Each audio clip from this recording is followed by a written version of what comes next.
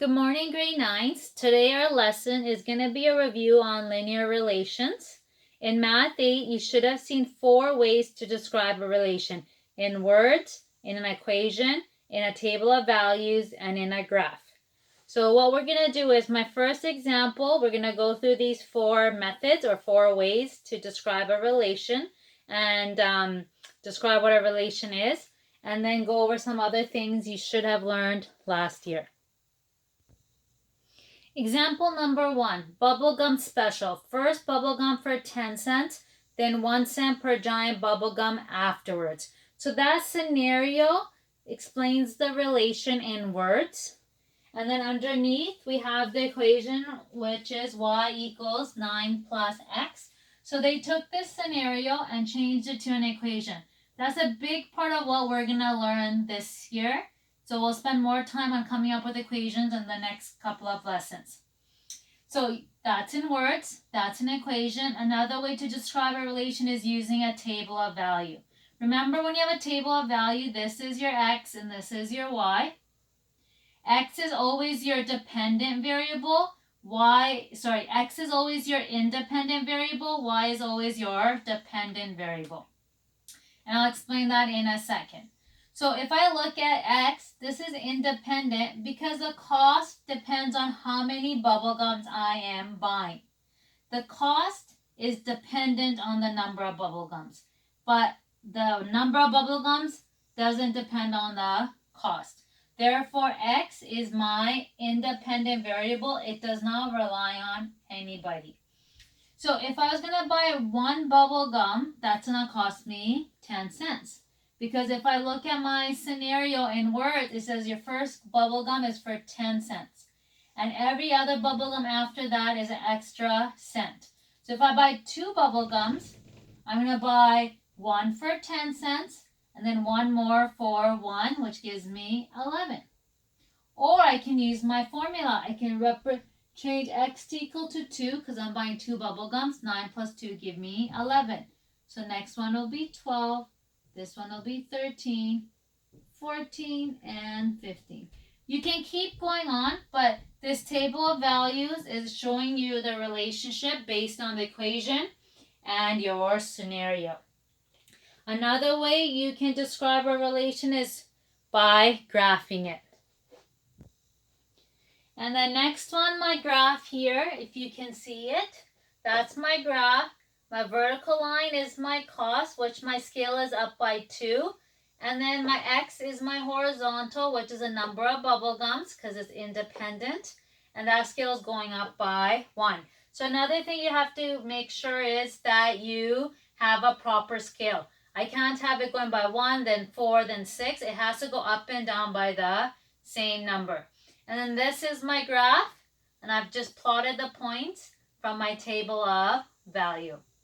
For this particular graph, I cannot connect the dots, and the reason is because I'm talking about bubble gums. If I connect the dots, then I'm telling everybody that I'm able to buy half a bubble gum.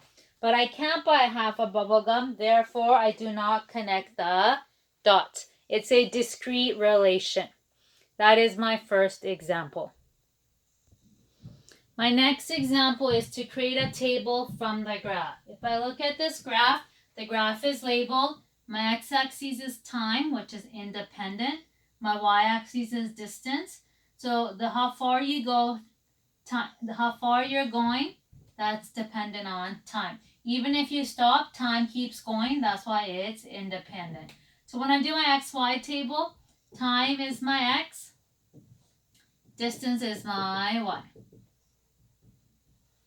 So if I look at the first point here, I'm at 0 time, that's where I'm leaving, and my distance is at 5. So that's my first point.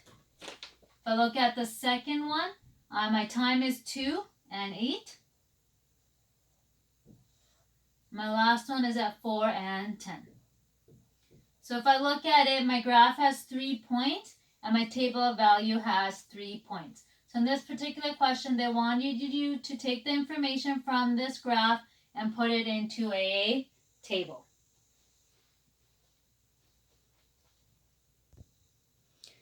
Example 3, is the following table a linear relation? When you are figuring out if something's a linear relation, looking at the graph is nice and simple. If the graph is a diagonal line or a horizontal or vertical, it's a linear relation. But what if I just gave you a table? When I give you a table, what your first step is, you have to figure out what each increment is going up by. 5 to 10, I'm going up by 5. Going up by 5, I'm going up by 5. So all my x values are going up by 5, which is a good thing because we want all the x's to go up by one number and all the y's to go up by one number or down in order for it to be a linear relation. So over here, I know I'm going up by 10. From here to here, I'm going up by 20. And then from here to here, I'm going up by 40. So in this particular case, this is not a linear relation. No, because the height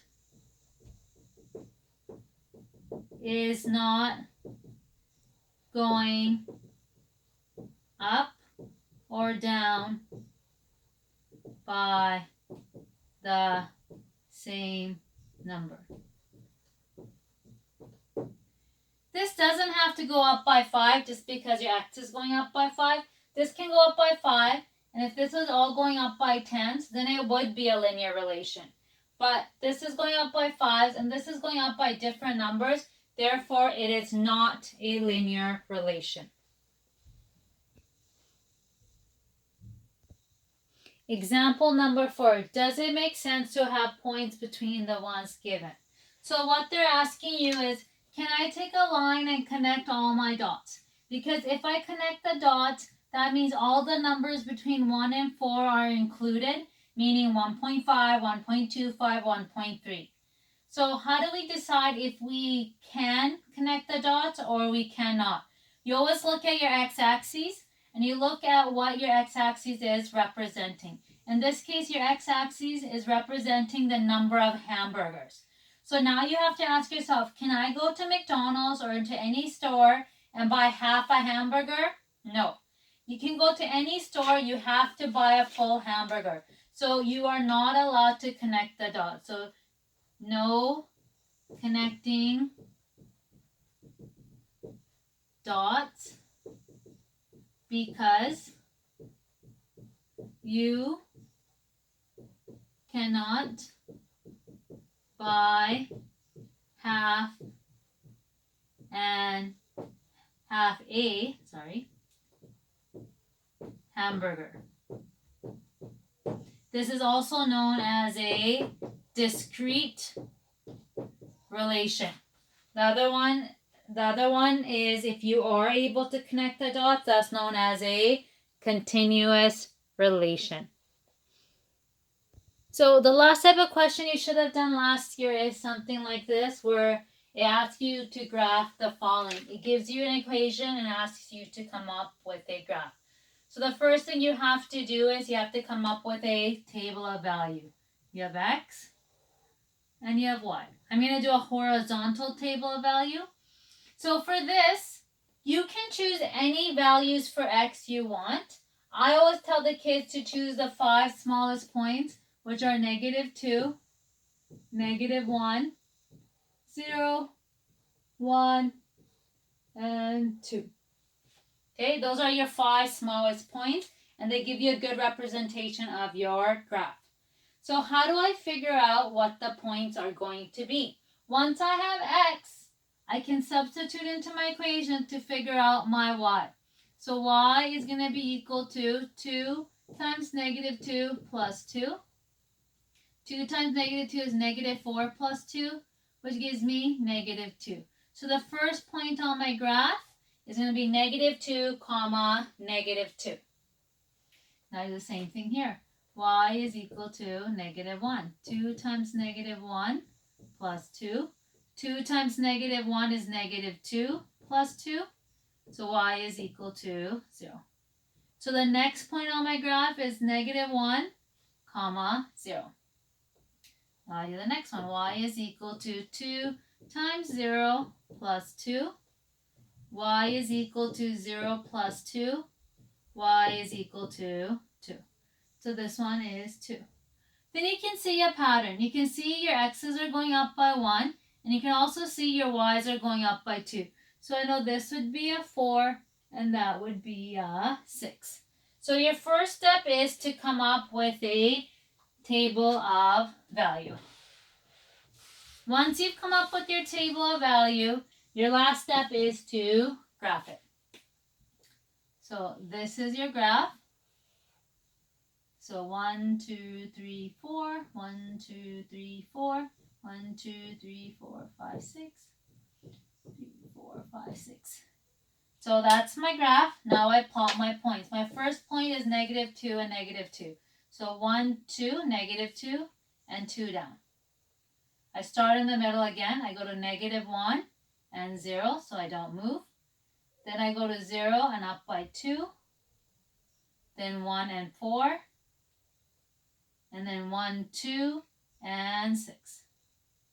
And this time, regardless, because we don't have a scenario attached to it, I connect my dots the best I can. And I put arrows going on both sides, showing that that is a small portion of my graph that I'm showing, but this graph keeps going. So this lesson is a review of grade 8 to see how much you remember. And then we'll start with our first lesson in linear relations starting Monday. Okay, have a good weekend. If you have any questions and concerns, please email me or send me a message on Teams. Bye.